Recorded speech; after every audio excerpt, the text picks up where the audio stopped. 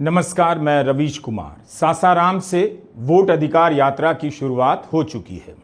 चुनाव आयोग को प्रेस कॉन्फ्रेंस से ज्यादा इसकी चिंता करनी चाहिए थी कि जनता आयोग को लेकर क्या बातें कर रही है। जनता के बीच आयोग पर किस तरह के आरोप लग रहे हैं, क्यों लग रहे हैं।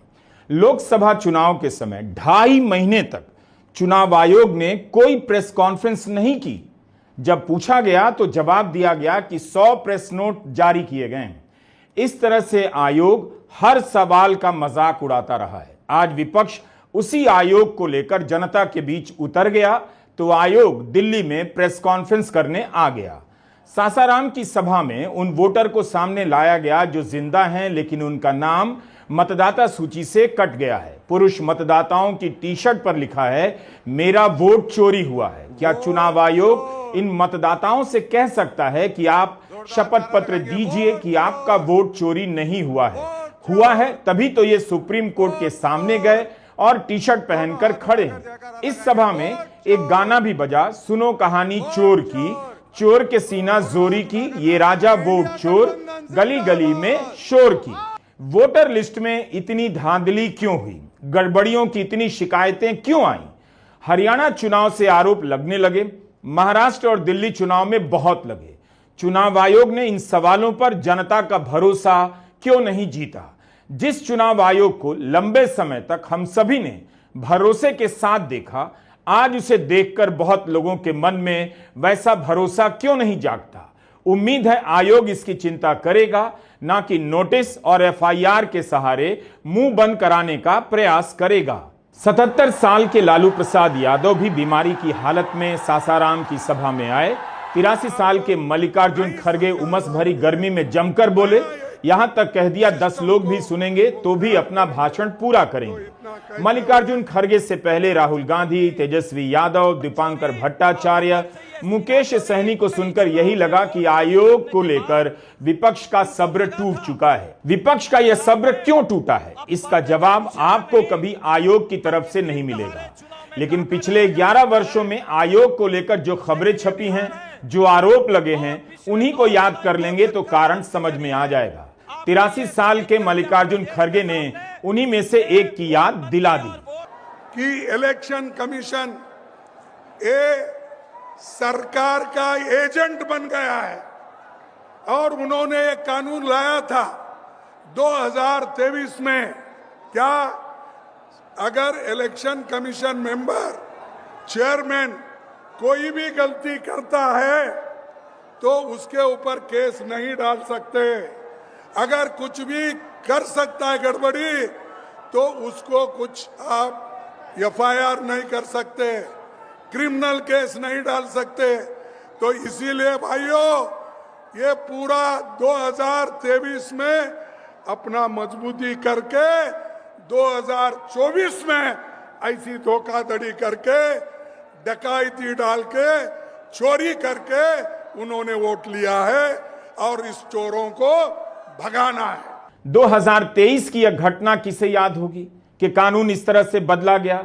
खड़गे ने याद दिला दी, तब कानून मंत्री अर्जुन राम मेघवाल थे।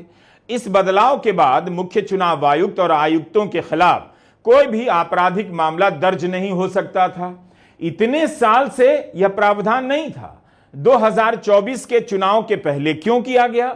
सरकार ने तर्क दिया, आयोग बिना भय के काम कर सके, इसलिए ऐसा किया गया। लेकिन ठीक से देखिए, आयोग के पद पर आसीन लोगों को जनता के भय से आजाद कर दिया गया कि अगर कोई चोरी पकड़ भी ले तो इनके खिलाफ केस नहीं किया जा सकता। उम्मीद है आपको यह बात समझ में आ रही होगी। मुख्य चुनाव आयुक्त और आयुक्त की नियुक्ति की समिति में भारत के चीफ जस्टिस हुआ करते थे। मोदी सरकार ने कानून बदल दिया, चीफ जस्टिस को ही बाहर कर दिया और उनकी जगह कैबिनेट मंत्री को लाया गया। राहुल गांधी ने चुनाव आयुक्त की नियुक्ति की प्रक्रिया पर आपत्ति दर्ज कराई लिखित में और पूरा का पूरा पत्र देश के सामने रख दिया। यह सब क्यों किया गया, क्यों हुआ? क्या इतना मुश्किल सवाल है आपके समझने के लिए? इसलिए कहा कि अगर पिछले 11 वर्षों के दौरान चुनाव आयोग से जुड़ी खबरों, चुनाव से जुड़ी शिकायतों और आरोपों को नजर के सामने रखेंगे तो बहुत सारे जवाब मिल जाएंगे कि आयोग को लेकर विपक्ष का सब्र क्यों टूटा। ज्यादा पुराना उदाहरण नहीं दे रहा हूं। यह प्रेस कॉन्फ्रेंस राहुल गांधी की है। इसी प्रेस कॉन्फ्रेंस में 7 अगस्त को राहुल गांधी ने कर्नाटका के महादेवपुरा में 1 लाख से ज्यादा वोट चोरी के आरोप लगाए, तो उसी शाम आयोग ने उनसे कहा शपथ पत्र दीजिए। अब यह प्रेस कॉन्फ्रेंस अनुराग ठाकुर की है, 13 अगस्त की है। इस प्रेस कॉन्फ्रेंस में बीजेपी के अनुराग ठाकुर ने 5 लोकसभा और 1 विधानसभा में उसी तरह के आरोप लगाए जिस तरह के आरोप राहुल गांधी ने लगाए, लेकिन अनुराग ठाकुर से शपथ पत्र की मांग नहीं की गई। क्यों नहीं की गई? कम से कम दिखाने के लिए ही सही चुनाव आयोग अनुराग ठाकुर से कुछ तो कहता, लेकिन आयोग ने इसकी परवाह नहीं की। आयोग ने इस सवाल का जवाब नहीं दिया कि राहुल गांधी को जो दस्तावेज दिए गए उसके अध्ययन में तो 6 महीने लगे। अनुराग ठाकुर को कौन से दस्तावेज दिए गए, कब दिए गए कि चंद दिनों में उसका अध्ययन कर उन्होंने बता दिया कि यहां से विपक्ष के उम्मीदवार चोरी से जीते हैं। आयोग ने जनता के सामने भरोसा और निष्पक्ष होने का क्या कोई गंभीर प्रयास किया? पूर्व मुख्य चुनाव आयुक्त राजीव कुमार की प्रेस कॉन्फ्रेंस आप याद कीजिए। नहीं याद है तो YouTube पर उनकी प्रेस कॉन्फ्रेंस के वीडियो मौजूद हैं, फिर से चलाकर देखिए। विपक्ष से जुड़े सवालों का किस तरह से हंसते हुए जवाब दिया जा रहा है, उसी को देखकर समझ जाएंगे कि आयोग निष्पक्ष कितना रह गया है। विपक्ष के आरोपों का मजाक उड़ाया जाता था। बिहार के सासाराम में राहुल गांधी ने इसी तरह की बातों को उठा दिया और इससे कोई इनकार नहीं कर सकता कि राहुल गांधी को यह बात कहने के लिए किसी और ने नहीं, खुद चुनाव आयोग ने मजबूर कर दिया। हमारा एक वोट कम नहीं हुआ। हमारे गठबंधन को जितने वोट लोकसभा में मिले उतने ही वोट हमें विधानसभा में मिले। बीजेपी को सारे के सारे नए वोटरों के वोट मिले और वो चुनाव जीते। हमने शिकायत की, इलेक्शन कमीशन से कहा, उनको कहा हमें वीडियोग्राफी दिखाओ, इलेक्शन कमीशन ने मना कर दिया। उसके बाद हमने इंक्वायरी शुरू की। कर्नाटक में 1 लोकसभा 1 विधानसभा में हमने इंक्वायरी शुरू की, सारे के सारे रिकॉर्ड निकाले और एक रिकॉर्ड को दूसरे रिकॉर्ड से कंपेयर किया। भाई और बहनों, पता लगा कि एक विधानसभा में 1 लाख से ज्यादा वोट चोरी हुए और इन वोटों के कारण लोकसभा की सीट कर्नाटक में बीजेपी जीती। हमने ये प्रेस कॉन्फ्रेंस में कहा, इलेक्शन कमीशन ने मुझसे एफिडेविट मांगा और किसी से एफिडेविट नहीं मांगा। कुछ दिन पहले बीजेपी के लोग प्रेस कॉन्फ्रेंस करते हैं, उनसे कोई एफिडेविट नहीं मांगा, मुझसे एफिडेविट मांगा। कहते हैं कि आप एफिडेविट दो कि आपने जो हमें कहा, आपने जो डेटा रखा है वो सही है। उन्हीं का डेटा है, उन्हीं के आंकड़े हैं, मुझसे एफिडेविट मांग रहे हैं। रैली में भाषणों को भाषण की तरह भी सुना जाना चाहिए और तमाम संदर्भों को याद करते हुए भी देखा जाना चाहिए, जैसे हम आपको बता रहे हैं। तभी आपको इन बातों का जवाब मिलेगा कि चुनाव आयोग को लेकर विपक्ष सड़क पर क्यों उतरा, क्यों उसका सब्र टूट गया। क्या आयोग ही चाहता था कि जो करना है कर लो, हमें कोई फर्क नहीं पड़ता। कई चुनावों से यह मुद्दा उठ रहा है कि आयोग सबके साथ बराबरी का बर्ताव नहीं कर रहा, बीजेपी के साथ पक्षपात कर रहा है और विपक्ष को अनसुना कर देता है, जबकि उसका काम है सभी पक्षों को चुनाव में बराबरी का अवसर, लेवल प्लेइंग फील्ड प्रदान करना। भारत का विपक्ष, जिसे लगातार गोदी मीडिया देशद्रोही बताता है, मजाक उड़ाता है, हर बार आयोग के दरवाजे से भी मायूस होकर लौटा है। उसने एक दिन में या अचानक आयोग पर चोरी के आरोप नहीं लगाए। अगर इन बातों को ध्यान में रखकर बिहार के सासाराम में दिए गए नेताओं के भाषणों को सुनेंगे तो समझ जाएंगे कि जो भी कहा गया उसके लिए केवल और केवल चुनाव आयोग जिम्मेदार है। और हम सब स्टेज से आपको कहने आए हैं कि हम इन्हें ये चुनाव चोरी नहीं करने देंगे। और बिहार की जनता चोरी नहीं करने देगी। क्यों? क्योंकि गरीबों के पास, कमजोर लोगों के पास सिर्फ वोट है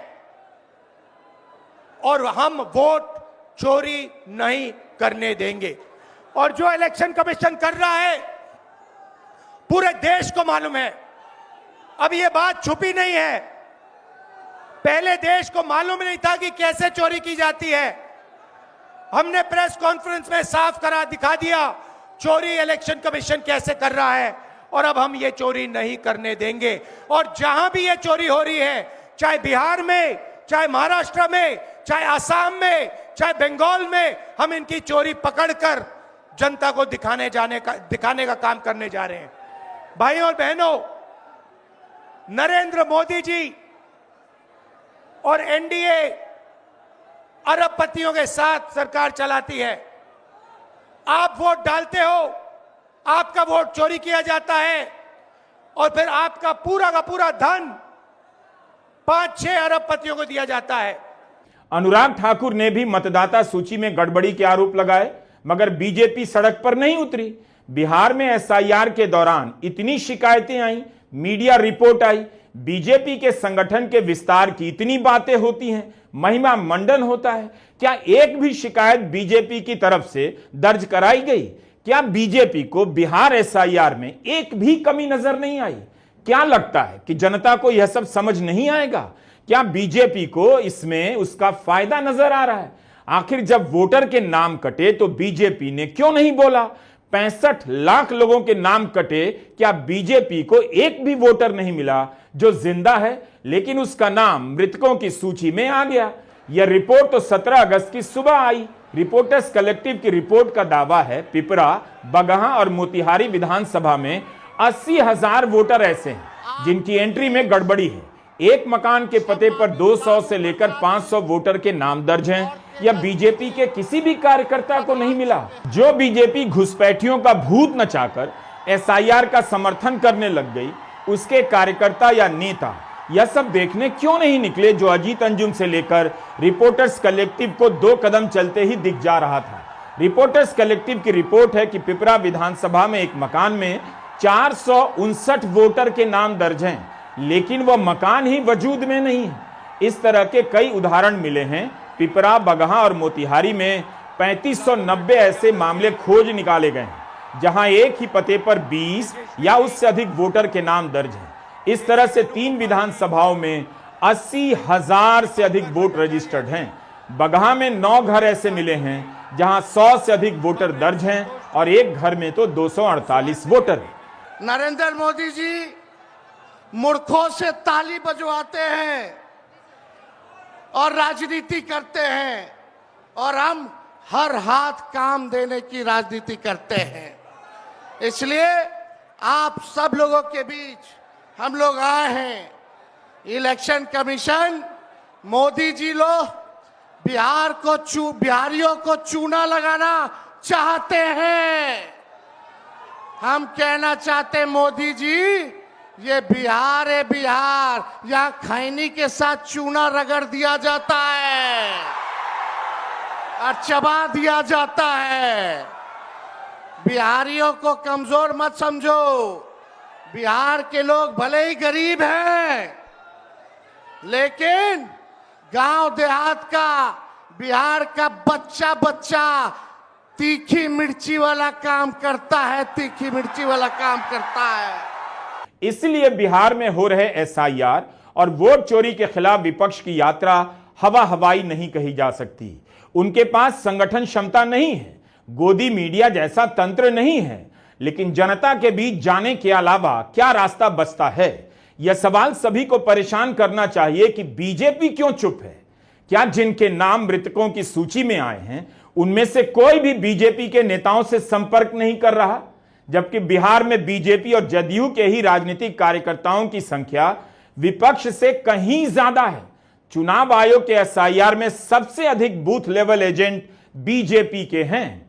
22 लाख लोगों को मृतक घोषित कर दिए गए, और अभी सुप्रीम कोर्ट में हमारे आरा के नौजवान मतदाता मिंटू पासवान वो सुप्रीम कोर्ट में पहुंच करके उन्होंने कहा कि चुनाव आयोग ने इस पूरे वोट चोरी की साजिश ने मुझे मुर्दा घोषित कर दिया, लेकिन मैं जिंदा हूं। हम जानना चाहते हैं कि पूरे बिहार में ये जो 22 लाख लोगों को आपने मृत घोषित किया, इनमें से कितने हजार मिंटू पासवान जैसे जिंदा नौजवान हैं, ये हमें जानना है और उन तमाम लोगों के मताधिकार की गारंटी करनी है। बिहार के 35 लाख लोग जो बिहार से बाहर जाते हैं कमाने के लिए, बेहतर रोजगार, बेहतर मजदूरी की तलाश में, आज उनका नाम मतदाता सूची से बाहर हो गया। भाजपा के नेता गुजरात से पटना आते हैं और पटना आकर के पटना के मतदाता बन जाते हैं, और हमारे बिहार के भाई जो कमाने के लिए बाहर गए हैं, उन तमाम मतदाताओं को बाहरी घोषित करके आज मतदाता सूची से उनको बाहर कर दिया जा रहा है। और इसीलिए साथियों, ये बड़ी लड़ाई है। हम लोगों ने सुप्रीम कोर्ट में राघोपुर की जनता, जो विधानसभा से हम चुन करके आते हैं, कई लोगों को मृत्यु पा दिया गया है। जो लोग जीवित हैं उनको हम लोगों ने सुप्रीम कोर्ट भेजा, पेश किया कि इलेक्शन कमीशन कितनी बेईमानी कर रही है मोदी जी के इशारे पर। और राहुल जी ने भी उन सभी लोगों को बुला करके अपने घर पे 10 जनपद पर मृत लोगों को, जिन्होंने चुनाव आयोग के लोगों ने मृत घोषित किया था, उनके साथ राहुल जी ने चाय पीने का काम किया। आप समझ सकते हैं कि आपके वोट की चोरी नहीं की जा रही है, बल्कि डकैती डाली जा रही है, डकैती डाली जा रही है। बिहार लोकतंत्र की जननी है। भाजपा के लोग, मोदी जी, अमित शाह, इलेक्शन कमीशन के लोग कान खोल करके सुन ले। लोकतंत्र की जननी से लोकतंत्र को राहुल जी, तेजस्वी महागठबंधन के लोग खत्म नहीं होने देंगे, नहीं होने देंगे। आपके अधिकार को ही नहीं, बल्कि आपके अस्तित्व को छीनने का प्रयास किया जा रहा है। वोटर लिस्ट से नाम कटा तो फिर पेंशन से नाम काटेंगे, फिर राशन से नाम काटेंगे। नेपाल, म्यांमार और बांग्लादेश के लोगों के वोटर बनने की अफवाह फैलाई गई, वो भी आयोग के सूत्रों के हवाले से। आज तक उसका पता नहीं चला। आयोग ने कभी खंडन नहीं किया, लेकिन 17 अगस्त को दिल्ली की प्रेस कॉन्फ्रेंस में इस सवाल का सामना चुनाव आयोग को करना पड़ा कि अभी तक बिहार में कितने विदेशी नागरिक मिले हैं। जवाब में मुख्य चुनाव आयुक्त ने कोई आंकड़ा नहीं दिया, रूटीन सा जवाब दिया कि जो नागरिक नहीं है वोट नहीं डाल पाएगा।